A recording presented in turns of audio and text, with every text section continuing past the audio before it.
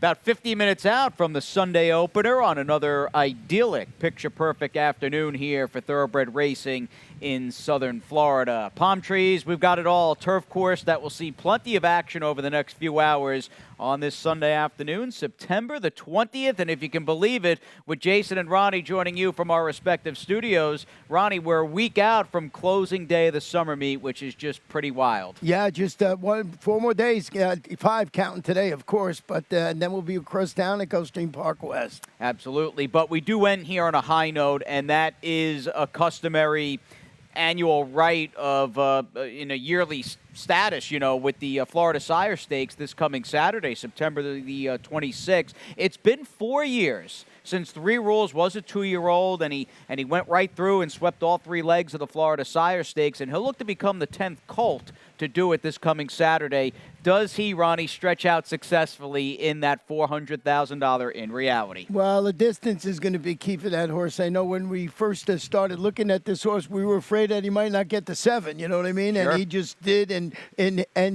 then some. Excuse me. And he looks like he can get the distance. He's a pretty nice horse. Real nice horse, and he has been. I mean, he's really been the flagship 2-year-old male and female of the 2020 summer season at Gulfstream. We've had some good fillies as well, including that Spanish Love Affair, who's a perfect 2 for 2 on the turf from Mark Cassie. But again, Breeze on By has been the benchmark, and we'll see him in just 6 days for trainer Ralph Nix. We've got unfinished business, meanwhile, in the Jackpot Rainbow Six, and again, we are just a week out from a mandatory closing day payout in the Rainbow, and as it stands now, I mean, this is a massive, gargantuan guarantee. I mean, 800 large, my friend, and we did, Ronnie, have a single who wasn't that crazy of a big long shot in yesterday's last race. No, he could have certainly, they had a big scratch earlier in the day, and it looked like that field was wide open, and everybody was taking money in that race, so had a shot, and that's it. You got to be alive to be in it, so we'll see if someone ends up with one unique ticket this afternoon. Now, as we start the card at 12:05 in about 50 minutes' time, that'll coincide with the opening leg of this fast and firm pick 5 and a turf opener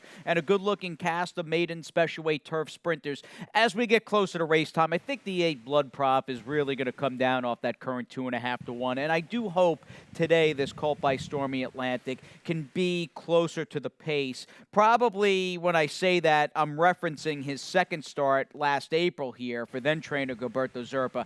I still think you want horses that have early speed on this turf course, and I'm just hoping if he's trying to close from 5th or 6th, that might be a problem for him, but he's the class of the field as far as I'm concerned. I've got a lot of coverage the remainder of the way, and the one race that really confused me, Ronnie, is that third race where the 10 Aguas Coloradas, it looked like you might be able to lean on her to an extent because she's just been so darn consistent, but she's a scratch, and I feel like the most talented horses in the race are the deep closers, but I didn't want to just put my eggs in one basket because that's been such a liability as far as a running style here this week on the turf. So I used a couple of speeds, but that third race, that's a very difficult 3 lifetime claimer on the grass. Yeah, you got some speed and you got some, like you said, horses that could come from off the pace. So good coverage in race number 3. Yeah, let's get down to business here in this opening leg with my single in the form of the 8 Blood Prop, who just ran fine last time out. And I just think this effort with this horse, and he doesn't run like dynamite in this race. This was not a race I watched and I went, wow, this was some losing effort. He ran fine, but this was a good field with an overwhelming 3 to 5 shot in Our Man Joe. And considering Blood Prop had not run since the end of May, I would like to go into this thinking he might be a little sharper and just a bit better against a field where he's just not, in all likelihood, going to have to face a horse as talented as Our Man Joe, is a pretty good turf sprinter. Yeah, that was Our Man Joe's second consecutive victory, so certainly a good horse and a quick horse. I'm going to agree with the number 8 Blood Prop, for Amador Sanchez. Hector Berrios in the saddle today. I went with the number 9 and second Catch on Emotional, a son of Uncaptured, going to the turf today after a solid 2-race sprint campaign against 50 maidens on the main track. His speed can be key in a race like this. We got to see if he can handle the turf, but I like the fact that he's got some tactical speed. Along with the 7 Snow Job, they look the 2 too fast this early in here, and perhaps the turf does move up the 9 catch on Emotional. Not a lot of turf pedigree. I saw the dam was unraced, and this is her first foal, but you do have Giants Causeway on the female side, with that horse being a grandson of Hold Me Back. We'll see what shakes out, but it's really about the 8 Blood Prof in the first. He's going to be a short price. We'll move on to the second. We'll hit the main track, and we stay sprinting, but we're out to 6.5 furlongs, and we've got a kind of an atypical Mike Maker trainer change in the lower level maiden claiming ranks on the dirt here, with the 6 Voices in the Darkness, who I like, not only first-time Maker, which I would still like this horse if he was with Brian Lynch, but it never hurts changing barns per se and getting a change over to one of the best trainers in the country. I also like the less distance for a horse who just went through the motions last time out. Well, let's show you stat on Mr. Mike Maker. First, after a trainer switch, as you mentioned, yeah, I didn't know what I was going to see when I looked up this stat. That sprints on the dirt. He's 8 for 38, 21%, 58% of the money, 160 is return of investment. Yeah, you don't usually see, 12-5, 10-5 going to Mike's barn. He looks like the one to beat, as you said, even before the barn change. I liked, and I use, Signified in second, and Prince Valesky, who's an interesting horse. That one you have in second. Yep. I mean, he was against Maiden Special Weight Company on the grass and on the Tapeta surface up at Woodbine. Yeah, don't know. I mean, this is a private purchase coming back with Amador trying the dirt. Caught a good field to test the waters in for the 12-5. Yeah, absolutely. He's absolutely got the X Factor status from the inside post on the one Prince Valesky. But the story of the race, obviously, is the Maker-trainer change, and if he can get the 6 Voices in the Darkness back on track. Back on the turf for the third, I already had teased this race, and I just think it's a difficult puzzle. Again, losing, and it's funny, it's one of these situations where the 10 Aguas Coloradas was going to be favored here, and whether you thought she was vulnerable or not, though, it did look like she was just a little more consistent than the others. It's funny, you take her out, it becomes, in a way, I think, a better betting race, but even a more difficult one on the other side of the coin there, and I'm going to just take a shot with the 8 Strong Gem in this spot, and my hope is you just get a better effort out of this filly, who maybe needed her last. She's back second off a layoff for a good barn in J.C. Avila with Lionel Reyes. She doesn't look that imposing on paper, but I'm hoping she just steps forward in a race that, to my eyes, was pretty opaque and murky. Yeah, I went with my masterpiece in here, and why? Because it was speed. Now in the Mauricio Fuentes barn, this hard-knocking mare, try her stretch that speed to the wire after setting the pace, yielding late. She finished third at this level and distance. She's got one of the speeds, as you mentioned. There's a couple of speeds in here. Am I enamored by them? No, but I'm going to use them on my ticket. Speeds have been good, handicapping-wise. We basically have the same 4 horses, just flip-flopped all around. It's a tough race. It's a very hard race. You're probably looking at some speed from the 5, Too Much War, who might win this thing if she can revert back to that effort on August 9th. She did not run well last time out in a race. A number of these are coming out of that aerodynamic races, like the real bulky rematch race. But she's got ability, and once again, why don't we give Alberto Burgos a bit of a plug? I mean, he's done a good job just raising his game here the last couple of weeks. Yeah, and he's the leading apprentice around here now, just about. There's no, Joseph Treos lost his bug, so he's been riding in great form. When he first started, he was shaky. He was just like anybody else starting out their career. He's improved leaps and bounds. He absolutely has, and a good time, again, with Joe now a journeyman and Gulfstream Park West coming up. You would imagine Alberto's can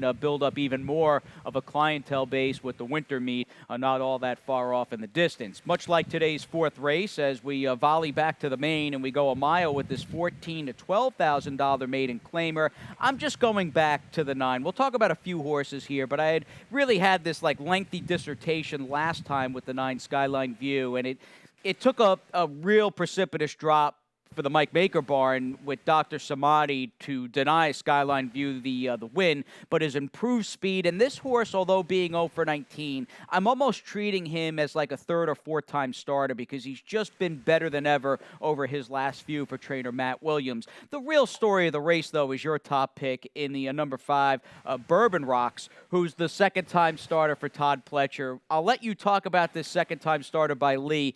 I've got a stat I'm going to add at the end of your argument with this horse, but I kind of view him as the horse to beat. And again, I think he's the biggest story of the race. Yeah, we'll drop it to the 14th level on the main track after chasing the pace and fading. And his versus 25 maidens going a mile in the 16th. 4 Todd Pletcher. Edgar Zayas is going to be atop this $235,000 son of Lee.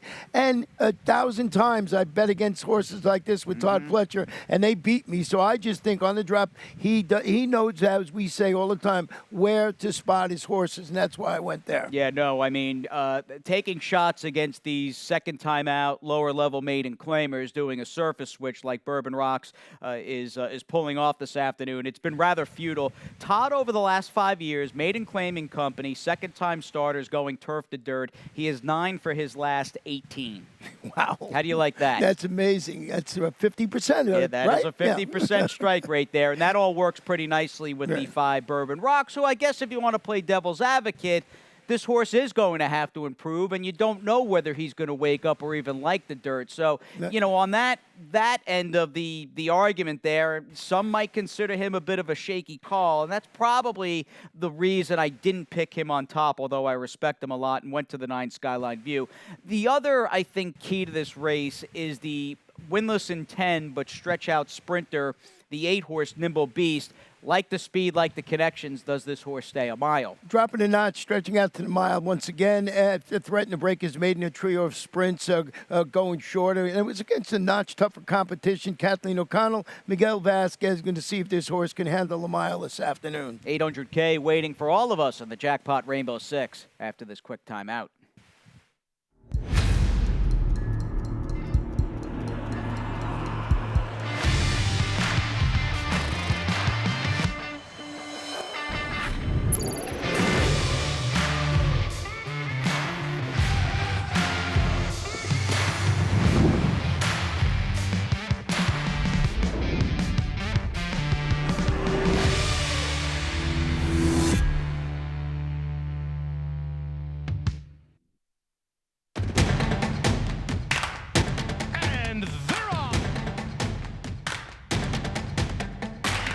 In the 2-path.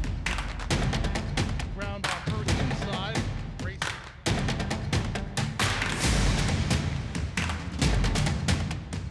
A quarter of a mile to go, and he's 6 on top. Last of the 12 as they roll into the backstretch. Blue skies here in Hallandale Beach, and another just beautiful afternoon here. We've been on a nice run for the most part in terms of just Mother Nature and having good racing weather. And again, today is no exception as we basically near the 16th pole of this marathon-like summer meet, Ronnie. I mean, it began basically, it was a combination of the spring and summer meet put together right after the Florida Derby that first Thursday, and here we are. And I was doing the math yesterday as we catch up with everybody for Act 2 here on Gulfstream today, and after the 3rd or 4th race yesterday afternoon on Saturday, it was a combined 370 wins between Edgar, Miguel, and Amisael. Yeah, they've had a great spring, summer, and it's a year that no one is going to forget this spring, summer meet. We've had some, wild situations, but the Gulfstream chugged along with some good racing throughout the spring and summer. Definitely. Well, to take that a step further, I mean, looking at my watch, it is Sunday, September 20th, and we are 13 days out from the Preakness Stakes at Pimlico, so think about that. Yeah, so, that's just adds to the weirdness of this meet, but it's going to be a good race. Really interesting to see who decides to go into that field. Yeah, me too. I was looking at the probables yesterday, and I'm still wondering just how authentic might run after just barely winning the Haskell and then getting the 10 furlongs on the first Saturday in September. We'll see. Bob Baffert, though, at least has 2 in the race with 1,000 words. The Florida bred, who's in the mix by Pioneer the Nile. And you're not a Florida bred. You're an adopted Florida bred, born up in Queens. And you're going to take a shot here at today's $800,000 guaranteed Rainbow 6. Yeah, I got a $43.20 ticket this afternoon. We went 3 deep in here. And Sharmel Sheik, I actually like the 2-horse to beat Morning Star. Has been winning those marathon races. I like this one, turning back to 8 furlongs. furlongs. I also used projected Carlos David. I didn't want to get beat in the opening leg. Too deep in race number 6 with Beast of Wildwood and Reggae Revolution. In race number 7, 3 deep in there. That's a really nice race. Looks like the 11's the one to beat, but I got my long shot in there, and that's the one, Uncle Pip. He's a half-brother to Extravagant Kid. He's 15-1 on the morning line, just taking a shot in there. And then I got race number 8, 2 horses solid as a rock. Say Adios. 3 deep in the 9th with Grand Old Par Remaster. Ike is great, and a little light in the last race, but I think Reiterate and Matraka are the 2 to beat in there. Yeah, tricky last race for sure. I've got those horses 1-2 as well. 43.20 for Ronnie's ticket, and we'll give Morning Stride some props. He's got a show today because he's been so good in those longer races, as you just had noted, for trainer Monica McGoey at 1.5 miles, and then last time shifted backwards a little bit to 1 mile and 3/16. Will 1 mile and a furlong over this speed-friendly, or what's been a speed-friendly turf course, will that be up his alley this afternoon? I don't think there's any argument that he is the now horse, that he is, just because of his recent ascension for Monica, that he is the classiest horse, sharpest horse in the race, who's been holding the best form, but he catches a spot where Sharm El Sheikh, who, by the way, was the 5 horse and just couldn't go the distance last time out. He's dropping back there between foes in deep stretch. Does he just get everything his own way on the front end, turning back to 9? It's an interesting little rematch here with a number of different, I think, relevant variables. I'm going to Morning Stride, but believe me, I've got a lot of respect for Sharm El Sheikh and that speed. Well, you explained exactly what I was thinking with Sharm El Sheikh. That just turning back to the 9 furlongs, he prompted pace and got caught late in the distance, as we just showed you in the Richard H. Lee. Murat Sankal, Edgar Zayas in the saddle. Morning Stride, as you said, the now horse. I think he's the one to beat in there, but I'm going to go with the shorter distance with the 2 horse in there, and projected, as I mentioned, going to try starter optional claim. He's followed his return victory at the 18 level, closing 4th against 25. It's Carlos David. You get Nemesi El Jaramillo in the saddle. Horse has tried the distance 4 times with 1/3, but I just thought he may not be up to the 2 and the 9, but I didn't want to get beat by him in the Rainbow 6. Now we're halfway home as we move on to Sunday's 6th race. This starts the late pick 5, and maybe a non-traditional single for me in the 8th race. I just saw a lot of speed there, and again, I was trying to come up with multiple formulations of like a reasonably priced ticket. I didn't want to come on the air and have a ticket that was clocking in at $150. So my opinion in the 8th race is upon Varsovia, and I'll just try to, get her home and string together four consecutive or successive winners throughout the sequence for $27. But I had a tough time pulling the trigger on anybody here, and that includes hands down the filly to beat in this opening leg in the 6. I'm a Daredevil, and we'll just show you her last race. But she is not the only horse coming up in this $16,000 claimer, and she just, as you can see, just never had an anxious moment back on August 29th in race 7. Yet, as good as she was with the figure and everything in this race we're checking out off the far turn, you've also got Reggae Revolution. It was really good for Dave last time out, Dave Fox, and the 2 Beast of Wildwood, who's coming in out of a daylight victory. So you really get, Ronnie, in this race, 3 fillies that crushed their respective competition last time out, and they're on a collision course against one another in today's 6th. And they were all stepping up the competition this afternoon, so it was a very tough race, as you mentioned. I went with Beast of Wildwood, who's going to the Gilberto Zerpa barn after the claim, steps up the competition, shifting into beast mode last time out, really. And when defeating those 8-3 lifetime claimers, won that race by 8 lengths. The barn is really good with new claims, over 30%. Edgar Zayas in the saddle, but a tough race to just say, oh, that's the one that's going to win. So you can use all 3 that you just showed in that race. One we showed there, I'm a Daredevil, along with Beast of Wildwood and Reggae Revolution. No doubt. Now, the 7th is a highlight today. This is a really good race that'll jumpstart the late pick 4. Open 2-year-old maidens on the turf going a mile. And I think first and foremost, you're faced with the 11 Golovkin, who's outside, and he is drawn outside, and you'd like to see him maybe even sharper today in the early speed department, but here's his turf debut. This was a horse that just didn't get bet against Papetu first time out on the dirt, but returned off a layoff in this race we're checking out. He had a lot go his way. Now, granted, he improved and showed up with a far better effort when compared to his career debut in late June, but he did sit on the rail, basically. He tracked inside, and I just thought he ran well enough for me to expect more improvement this afternoon as he tangles with a couple of horses, in fact, that are coming out of this same race. Now, you had Heat of the Night win it for trainer Tim Ham, who coincidentally has a firster in this race, and one of Tim's horses, in fact, his horse here, Barnegat Light, will be the first horse in our scouting report. We'll just give you a little bit of a summation regarding some of the new faces not named Golovkin. Now, I like the pedigree with the Deuce. Dan was good on the turf. In fact, she won here at Gulfstream Park, and you've had an older bro in the family by Magician who's banked over $100,000 with 2 wins on the turf. The Knicks second-time starter, Call Someone Who Cares, who's got the great name, likely to show speed stretching out. Didn't show anything on the dirt, yet you've got an older turf-winning sibling in the family. And I wanted to also mention Ghostly Prince on the outside, who was no match last time out in the race Golovkin is coming out of. That's that important rematch in the Heat of the Night race from September 3rd. Yet he just had a very wide trip and slog-like trip through the first half mile or so, and he's probably going to improve this afternoon. Good little race, Ronnie, with just a ton of layers. So many layers, in fact, that you're trying to light up the tote board with your firster on the rails. Got Extravagant Kid as an older brother. Yeah, he's a half-brother to Extravagant Kid, won over $800,000. Grade 1 stakes place debuts for Armando de la Cerda with 10 Gulfstream Park, a workout showing in preparation for this debut. I looked up a stat with Armando de la Cerda with his 2-year-old first-time starters on the turf.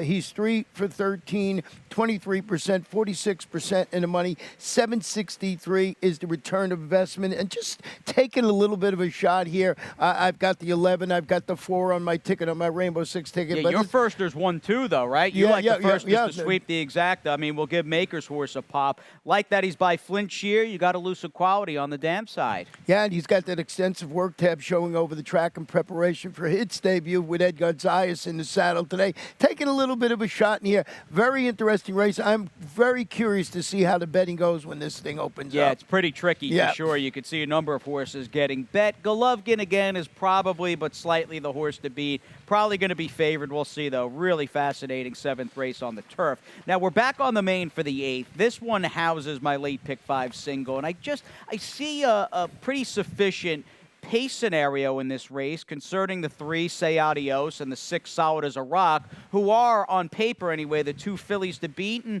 Varsovia seems to have picked up her game. Her last 3 have been pretty sharp and consistently sharp for Louis Duco. I'm going to take her as hopefully the best closer, and maybe I get a perfect storm where the 2 best horses on paper take one another out of the race because they both like to run and gun early on. Yeah, I had this one a little further down talking about Varsovia, but I actually wrote my analysis. This one could sit there and reap the spoils, especially if Solid as a Rock and Say Adios hook it up, and Solid as a Rock going to the Victor Barboza barn after that claim stretches out to 3/4 today, opened and surrendered that early 2-length lead when finishing 3rd.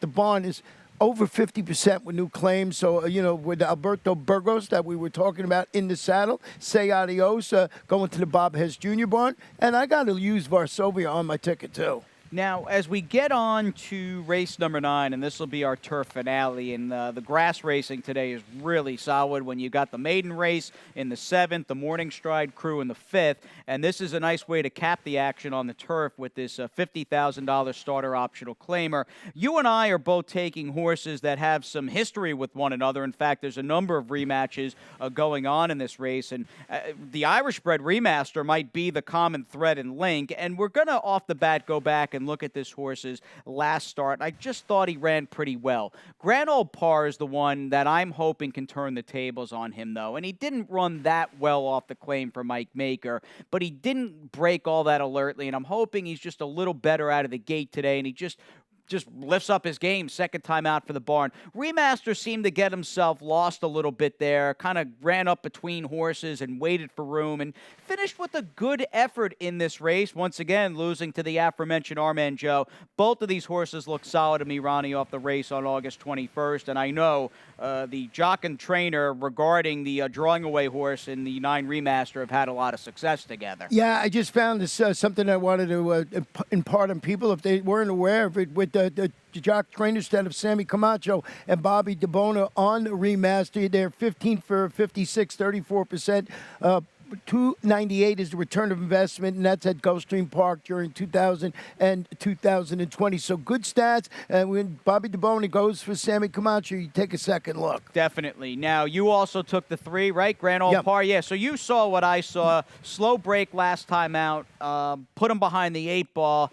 I think he's a better horse than that, and hopefully it comes out today, second time for this barn. Yeah, I thought it was a really respectable performance. 4 wide, in that race, 75 optional claimers. Mike Maker, it looks like a good spot from. We both used the number 1. Ike is Great is back locally. Couple of solid sprint efforts in the Bluegrass State, in which he was second against Entry Allowance Company at Churchill, and that was a tough group he was against in open allowance at Keeneland. So I thought maybe that horse can run well No, today. he should be a good fit here for $50K. And what do you do with the 4 Legal Deal, who's got that big speed, is by Kozan out of a Wildcat Air Dam.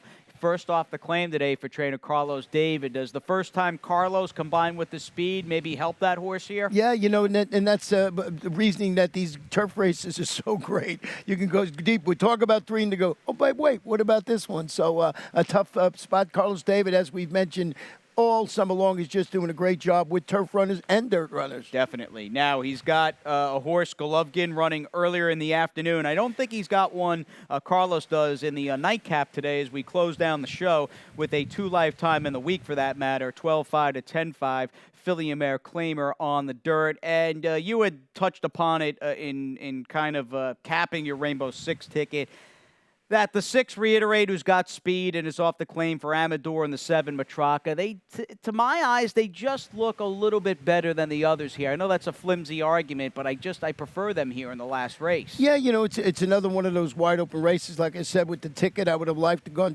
deeper, but I wanted to keep my ticket affordable. And Reiterate, as you guys said, goes to Amador's barn, drops, got speed, and that's why I went. Matraka certainly merits respect. For Fausto Gutierrez in that spot, Joe Trejos will be in the saddle.